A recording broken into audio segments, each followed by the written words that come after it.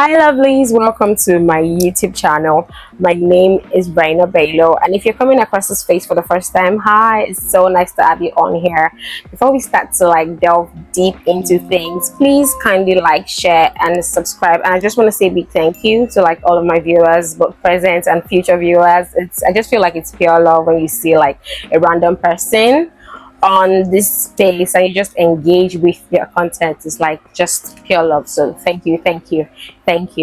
So yeah, basically today I want to still try to keep the time. I do not want to make these lengthy videos where I'm just going on, and I don't want you guys to get bored. So like I said in my last video, that I was going to learn more about the old feminine topic thing that we were on, and just let you guys know what I learned, share it with you guys.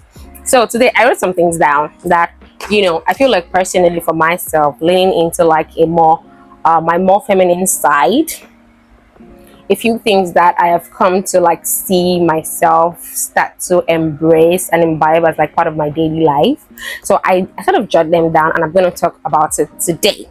So number one on the list, I would have to say my wardrobe. So there used to be a point in my life where I was just so fixated on looking simple. I mean, I hadn't always been like that. For some reasons, I just decided to stick to that pattern where I just wear plain colors, just wear black, just black. Like you literally see a girl and all you wear every time, black, no splurge of color. It just gives this not so feminine look. I mean, I'm not saying black is an amazing color, it's beautiful. There's a way that you can work with it and you would look absolutely phenomenal, but it cannot be your entire wardrobe. You should have a pop-up of color. A little bit of color here and there will just give a little bit more softness to your look. So that is one. Even if it could be your scarf, or maybe some poppy lipstick. I mean, something that suits your skin tone, of course. Or maybe if you're going to do black pants, you could do a soft what's it called, a soft color. So what I'm wearing now, I'm wearing I think this is a peach top. I'm not sure right now, I'm not so great with colors. So this is a pop of color, and then I have black pants on, so it just sort of just balances it out. And then there's something that I know that almost a lot of girls were doing at a particular time, when people just, for the sake of aesthetics, everybody was just wearing beige colors and earthly tones. And oh my god, the restriction that puts on your look, because everything because you want to put out aesthetics, and you just want whatever you're wearing to blend into every scenario. You're not wearing only this beige, brown, and just that palette of colors. And I'm like, it's so restrictive, because there's so much that you can do with fashion. And I just when people ask me that, oh, what's my favorite color, I'm like, I do not have particularly a favorite color. I just feel I love every color in their hot shades. I just love colors. It's just so beautiful. It gives this vibrant look. And I'm not saying to start color blocking, wearing green on blue, but I mean, there's a way to do it if you try to understand it. There's definitely a way to do it, and it will come out looking nice and make you give this softness, exude this softness as a lady that you are. So like I said, I wrote things down, so don't mind me if I'm looking into my book.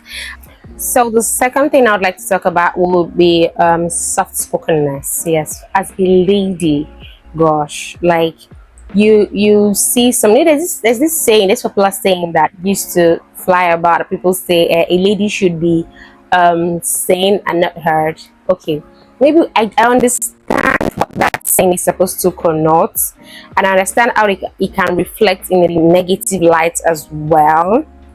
I don't know, I'm stuttering, but forgive me guys. So I understand that it can, if you do not use it in the right context, it could sound funny. It could sound oh, you're trying to silence women. But let's look at it on a brighter note.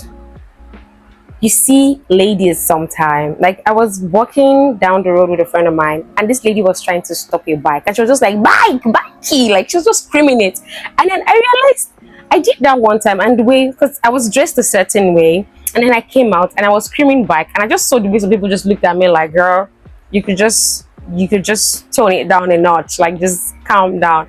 I'm not saying you shouldn't be outspoken as a lady, but sometimes there's just this softness, like I said, that a lady should exude when you're talking to guys, when you're in the middle of a conversation. You don't have to be overly argumentative. Like I tell people, like argument is just an exchange of folly. You make your points known, and you make it known clearly, sternly, and just straight up. You don't have to shout, you don't have to be the one with the baritone voice in the conversation and trying to stand your ground. I feel like you do not need to be overly loud to even make your proposition known. In fact, when you start to feel like you have to struggle to make your point known, then you just start to look funny. To me, I mean, eventually you just start to look funny. So just there's a way you just speak, when you speak softly and confident, that everybody just adores you and everybody just wants to like listen to you. Like just the sound, the tone of your voice, the sound, the way that you speak, how you articulate your sentences. For example, Bam Bam, we all know Bam Bam, the actress. One of the things that totally endears people to her is just how soft spoken she is. She makes up, even when she's acting like in a role where she has to be like stern or she has to be somewhat mean, she still sort of exudes that softness from the way that she speaks and the way that she sounds. So you need to tone it down. I mean, I know some of us are probably like only girls and we've got like 5 brothers, and I can imagine how crazy, how much you have to scream your lungs out, trying to be to affirm your stance in that type of environment. But regardless, in the larger community, you're not going to start explaining to everybody that I grew up with 5 brothers, so I have to be dominant, so I have to be this, I have to be that. I'm not saying that you shouldn't exude your feminine power. In fact, it's beautiful that our softness as ladies, as women, is actually one of our strongest strengths. Honestly, like the way that you talk, the calmness, and just the serenity that we can just give to an environment by just being ladyish. It's just beautiful. I hope I did not go overboard on that, but you get my point. So thirdly, I want to talk about smell, like when it comes to like perfumes that ladies wear. Honestly, I do not mean to I'm not trying to throw shades, but I see there's this trend of Arabic perfumes that are trending now. Like, I don't know if it's the Niger version, where people are literally smelling like what's this spray, sniper, yeah, smelling like Gamal in 2020. So you do not have to, when it comes to the way that a lady smells, I lean more towards like floral scents. Like I used to know somebody that one of the things that I first noticed about her is just how vanilla-ish and rose-ish that she smells, and it's just like, oh my god, I just want to like just breathe her in. It's just so comforting, it's just so endearing.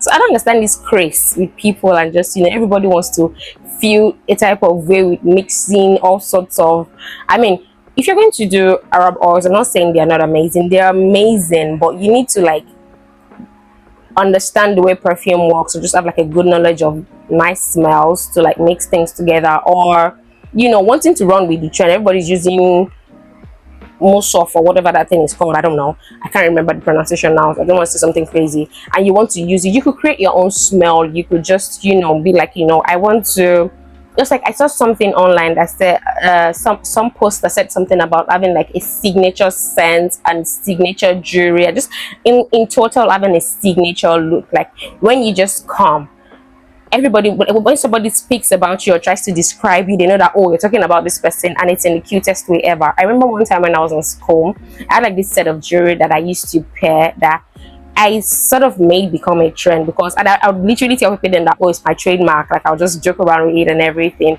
Like just signature scent. You could create your own thing. You could just like, well, okay, it's this and this together, and not just go overly intense with it, and you just smell beautiful, nice, and endearing. So yeah, that's that about that. You guys try not to be smelling like you work in fumigation or something. So another one would be hobbies. As a lady, it's nice to pick up hobbies, and there's certain things that you just think they are.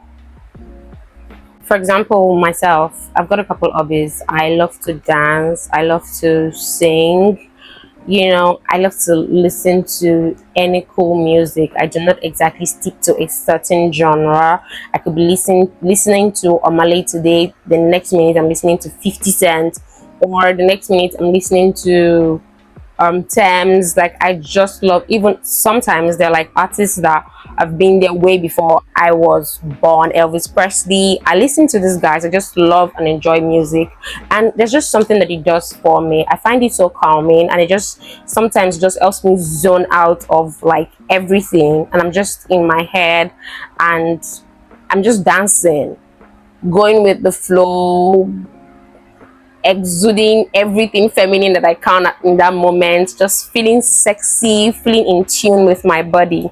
You know, you might just think these things like, you know, crazy. Am I supposed to just stand up and start dancing randomly? Yes. Sometimes it's fun. You don't have to like be at the party before you move. Just plug your ear plugs or earbuds in, or whatever it is that you use, your headphones, or just play some loud ass music and dance your butt off. Just, it helps you distress. For me, it does that for me anyways. It's just like it's like easy and affordable therapy.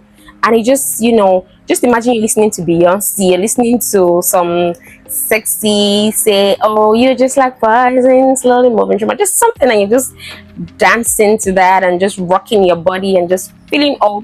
I mean, it doesn't have to be about men. You would want to be sexy and in tune with your body by yourself and just feel every beat and every part of you. So yeah, you could pick up any hobby. It could even be cooking, it could be reading, you could read like erotic novels, something that just gets you in that femininity thingy. It could be books on, you know, pretty much anything that interests you. It could be, I don't know, exercising, just anything that you just feel like when you do it, you feel more in tune with your body.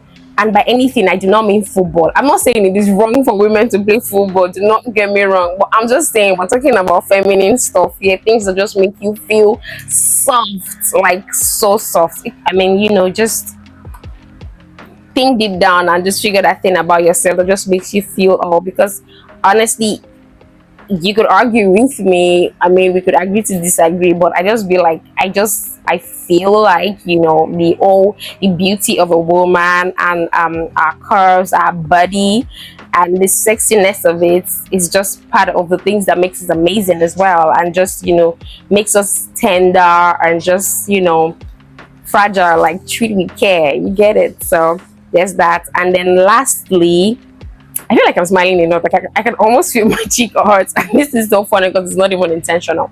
So lastly, I'm going to say moderation.